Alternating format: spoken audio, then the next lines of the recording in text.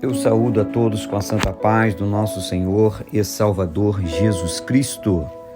É com muita alegria que estarei compartilhando com você a palavra do Senhor. Estaremos traindo este assunto a qual nós estaremos comentando, da carta escrita a Timóteo.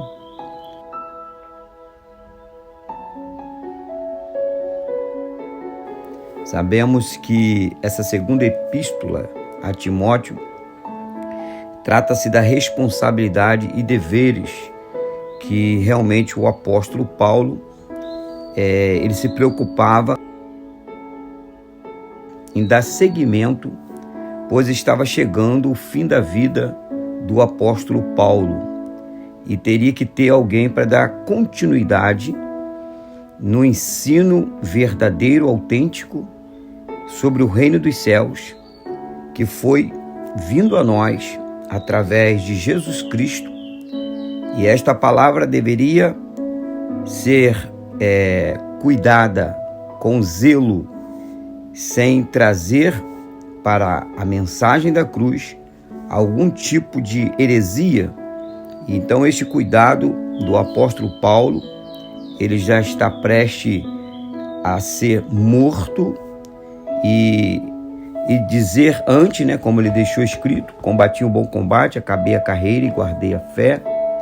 Mas o zelo pelas coisas de Deus que estava nele, através do Espírito Santo, então ele traz essa recomendação, esse estímulo no combate da fé e no sofrimento por Cristo, que cada cristão deve ter, manter-se firme na fé, porque a fé é o firme fundamento das coisas que não se vê, mas que se espera. Então, nós estamos diante dessa mensagem e queria dar um título para esta mensagem, para que você, quando ouvir, esteja sempre atento para esse título: O fundamento da salvação.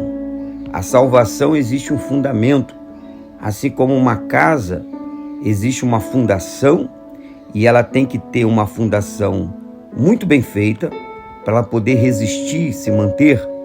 Tem a passagem bíblica que diz que a casa feita na areia, ela não resistiu os rios, os ventos, a chuva, a tempestade, ela caiu. Mas a casa que foi edificada sobre a rocha permaneceu. Assim também, esse fundamento que é a rocha, que é Cristo, existe também esse mesmo fundamento que é a rocha, tem um nome, e esse nome se chama graça. Então, o fundamento da salvação é a graça. E Deus amou o mundo de tal maneira que deu o seu único filho, e este único filho morreu numa cruz para nos trazer a salvação. E este ato que ele fez de morrer em nosso lugar, levar nossas culpas, nossas iniquidades, as nossas doenças, nossas fraquezas sobre si na cruz, morrendo em nosso lugar, isso se chama graça. E ele nos dá esta graça. Graça significa favor imerecido. É você ganhar algo que você não fez, não foi você que pagou por aquilo. Você ganhar. Como ganhar algo que você não pagou por aquilo? É através da fé. Mas a fé correta, a fé apoiada em Cristo, porque foi Ele que comprou para Deus povos e nações.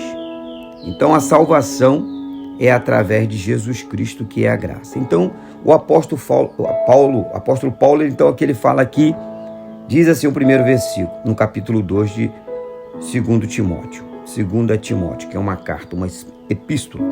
Tu, pois, filho meu, fortifica-te na graça que está em Cristo Jesus. E ele fala: e o que de minha parte ouviste através de muitas testemunhas, isto mesmo transmite a homens fiéis e também idôneos para instruir a outros. Então, e aí ele vai falando mais: participa dos meus sofrimentos como bom soldado de Cristo Jesus.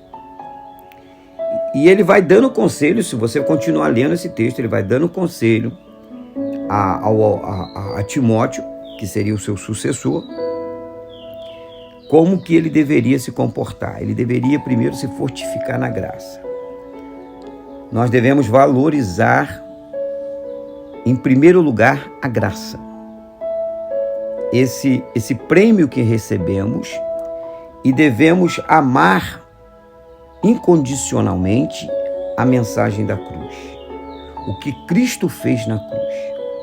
Ali é o marco. Nós sabemos que toda a humanidade depende do que Cristo fez na cruz. Mas somente recebe os que crer.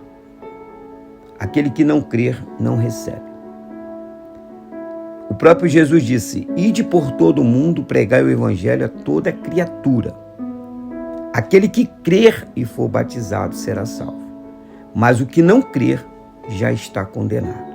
Então, é necessário crer que Ele é o caminho, Ele é a verdade, Ele é a vida. E todos dependem desta obra sumária, perfeita, que Ele realizou na cruz. Nós vemos que desde o início da Bíblia Sagrada, onde está escrito lá em Gênesis que Deus formou o homem, e quando o homem pecou e teve a queda, o próprio Deus ali, ele profetiza a mensagem da cruz, da onde viria a solução que destruiria o inimigo, porque o inimigo, ele induziu Adão e Eva a pecar contra a ordenança de Deus. E eles então fracassaram.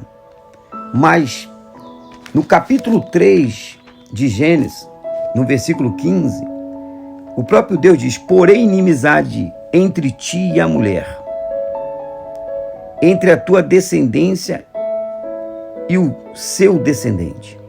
Este te ferirá a cabeça e tu lhe ferirás o calcanhar. Através da morte de Jesus Cristo na cruz, ele veio e se colocou no lugar do homem.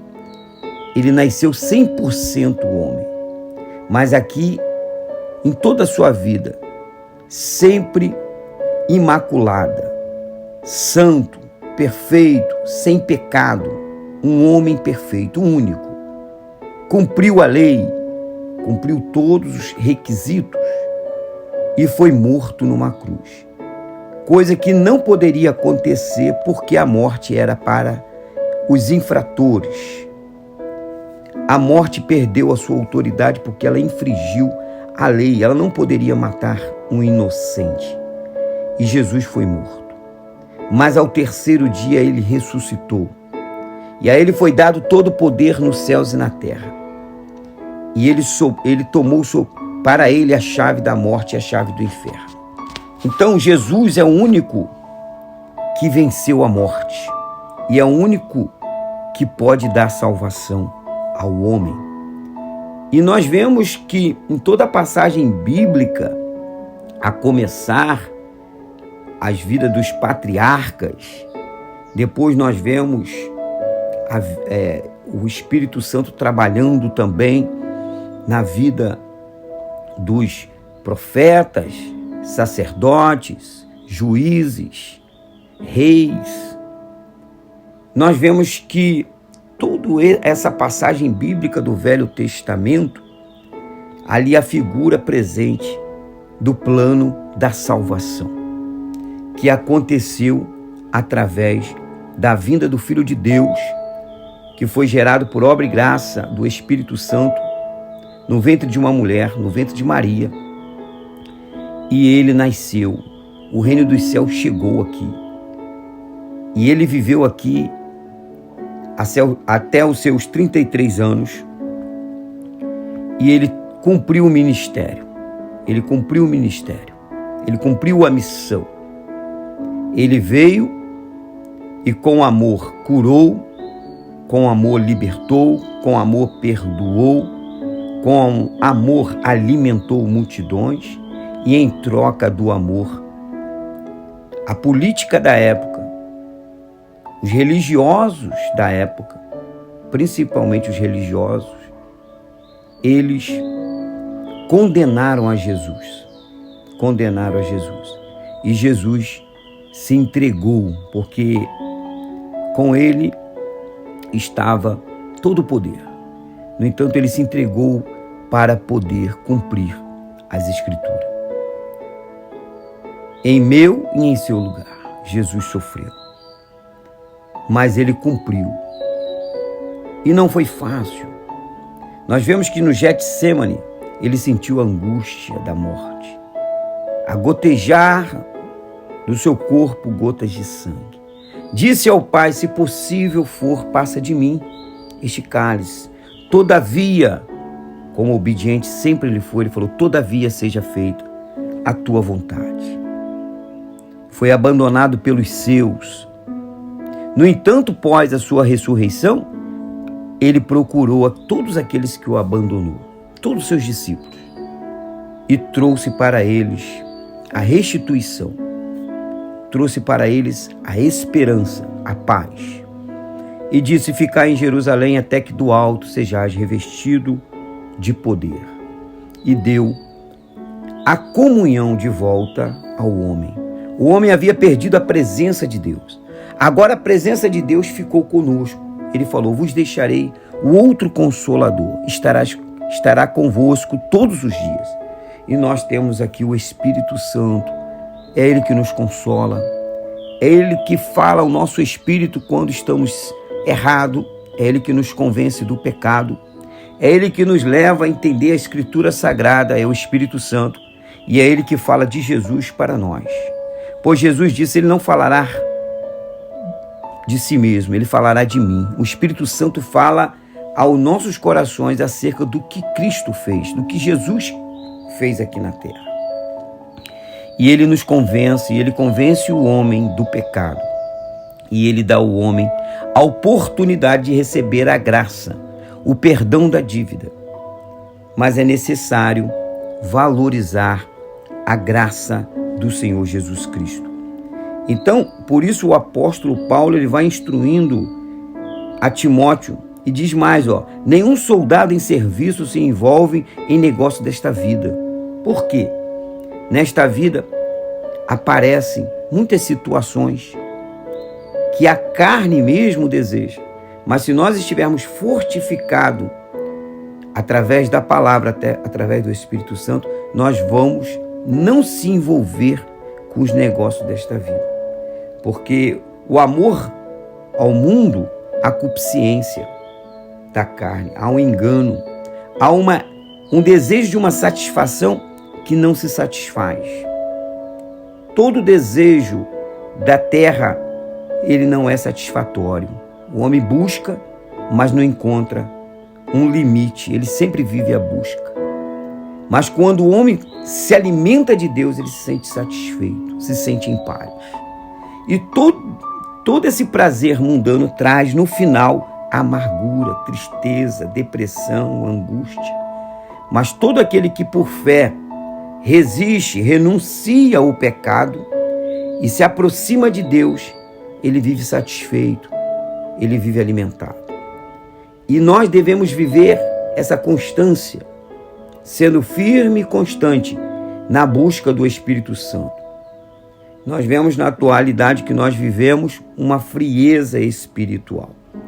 O mundo está se autodestruindo e os cristãos, muitos não percebem e estão frios.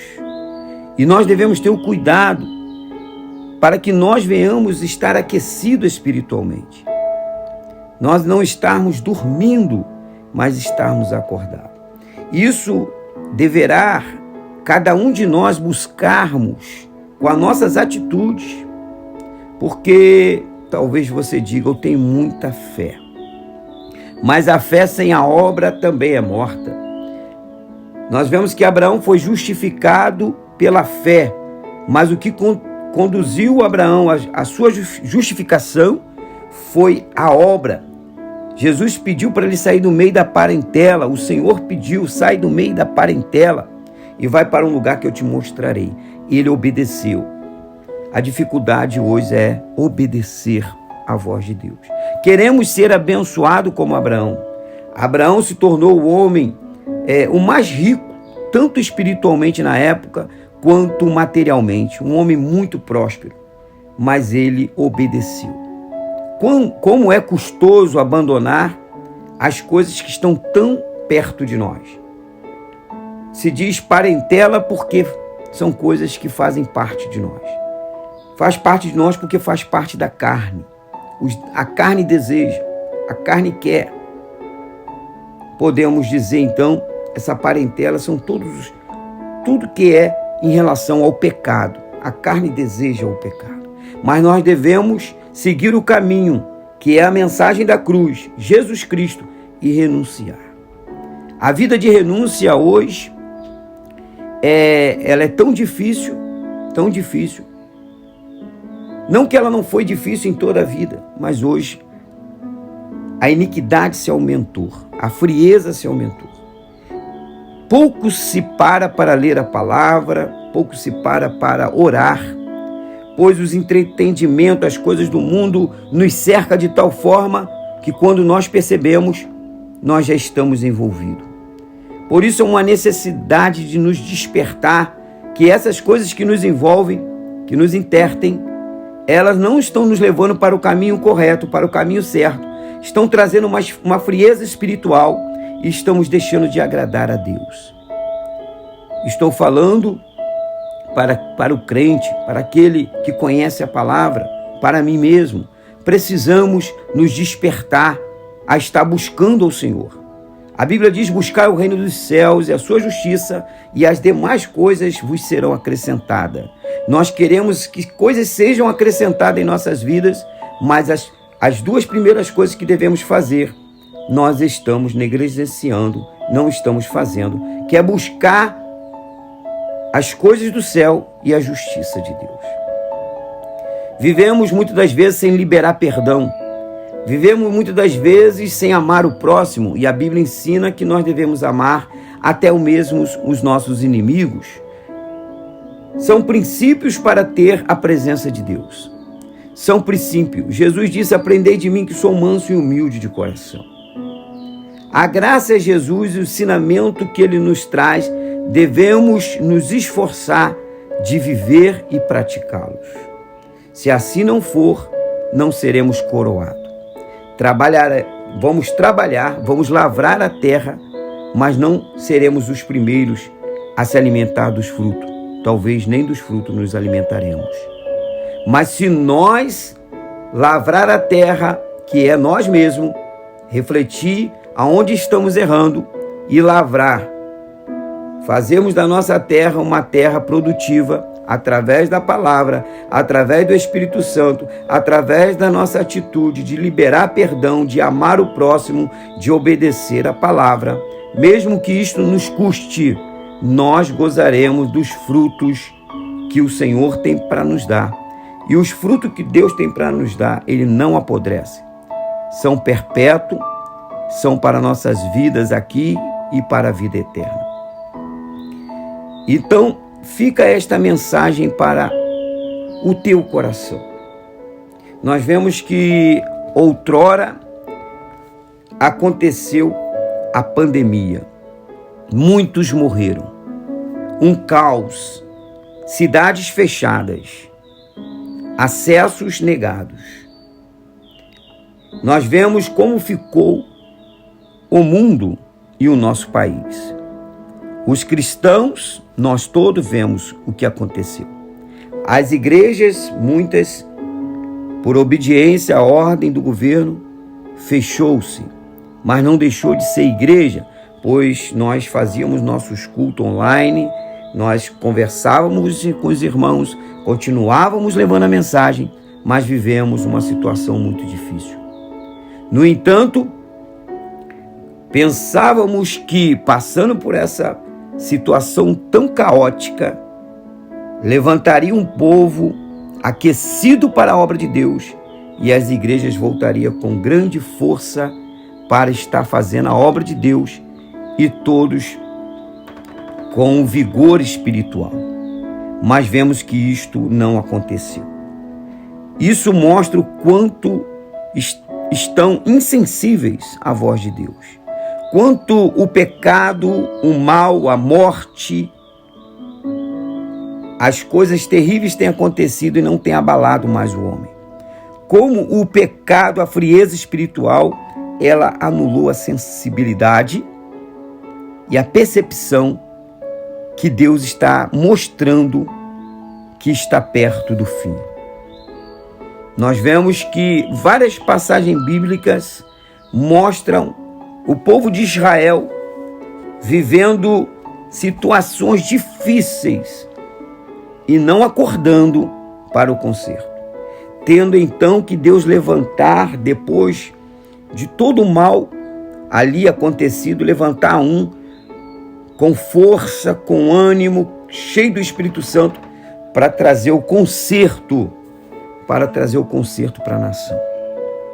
Da mesma forma, você que me ouve, dê lugar ao Espírito Santo de Deus, para que Deus traga o conserto para a sua casa, para a sua família, para a sua vida. Seja um como foi Timóteo, que deu ouvido os conselhos do apóstolo Paulo e também seguiu levando a mensagem da cruz. Que eu e você, que nós, servos do Senhor, possamos, através do Espírito Santo, da palavra de Deus, transmitir a outros esta mensagem. E você que está desanimado, levante, volte para a casa do Senhor, volte-se para Deus. Não existe outro lugar para você se recuperar. Só existe um. Só Jesus recupera a vida. Só Jesus tira a angústia. Só Jesus liberta. Só Jesus salva. Não tem outro caminho. Só Jesus traz satisfação. Só Jesus traz paz. Então eu te convido, você que está afastado do caminho do Senhor, voltar para Jesus. Os dias aqui são passageiros. De repente nós vamos.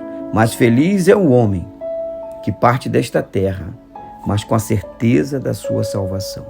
Pergunte para você mesmo, se Jesus vier hoje, ou se eu hoje descer à sepultura, estou salvo ou não? Então, se a sua resposta for, não estou bem, dobra seu joelho, ore ao Senhor, peça perdão, creia nele. Na mesma hora que você se humilhar, você vai ser restituído desta fé. E você preserve esta fé, preserve esta graça, porque nós temos que preservar, guardando os mandamentos, obedecendo à voz de Deus e prosseguindo. Fiquem todos com a paz do Senhor e seja como Timóteo, aquele que ouviu o bom conselho do apóstolo Paulo e acatou e prosseguiu.